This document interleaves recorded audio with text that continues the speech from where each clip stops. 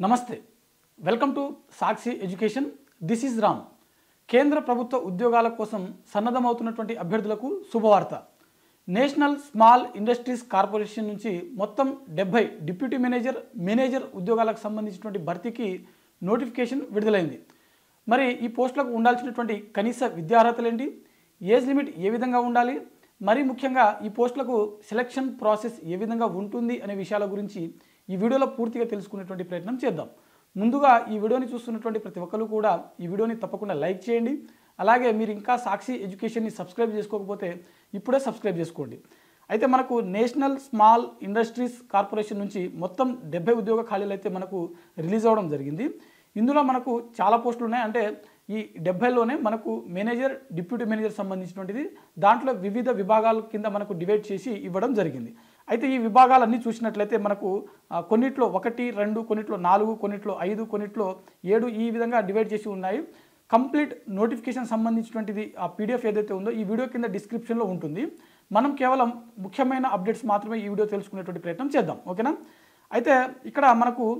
ఈ పోస్టులు ఏవైతే ఉన్నాయో ముందుగా వీటికి సంబంధించినటువంటి ఏజ్ లిమిట్ చూసినట్లయితే కొన్ని పోస్టులకు మ్యాక్సిమం ఏజ్ వచ్చేసరికి 31 సంవత్సరాలు ఉండాల్సి ఉంటుంది మరికొన్ని పోస్టులకు మ్యాక్సిమం ఏజ్ వచ్చేసరికి 41 సంవత్సరాల వరకు ఉండాల్సి ఉంటుంది ఓకేనా ఇక్కడ అభ్యర్థులు గమనించాల్సినటువంటి విషయం ఏంటంటే డిప్యూటీ మేనేజర్ సంబంధించిన పోస్టులు కొన్ని అయితే వాటికి 41 సంవత్సరాల వరకు ఉన్నటువంటి అభ్యర్థులు కూడా దరఖాస్తు చేసుకోవడానికి ఎలిజిబుల్ మరికొన్ని పోస్టులకు కేవలం 38 37 వరకు ఉన్నటువంటి అభ్యర్థులు మాత్రమే దరఖాస్తు చేసుకోవడానికి ఎలిజిబుల్ ఓకేనా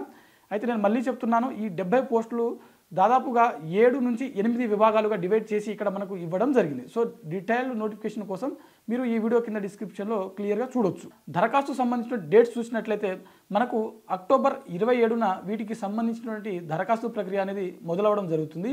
అదేవిధంగా చివరి తేదీ చూసినట్లయితే మనకు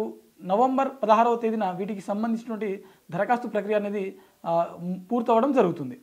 అఫీషియల్ వెబ్సైట్ అయినటువంటి national small industries corporation NSIC.co.in అనే వెబ్సైట్ ద్వారా మీరు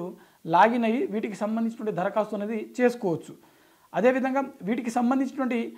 ఎంపిక ప్రక్రియ ఏ విధంగా ఉంటుంది అని మనం చూసినట్లయితే ఇక్కడ దరఖాస్తు చేసినటువంటి అభ్యర్థులు ఎవరైతే ఉంటారో మీరు గమనించవలసిన విషయం ఏంటంటే వీటికి ఎలాంటి ఎగ్జామ్ అనేది కండక్ట్ చేయడం జరగదు అయితే దరఖాస్తుకు వచ్చినటువంటి అప్లికేషన్స్ ఆధారంగా ఒక పోస్టుకు 1:5 1:7 రేషియోలో కొన్ని పోస్టులకు 1:5 మరికొన్ని పోస్టులకు 1:7 రేషియోలో వీటికి సంబంధించినటువంటి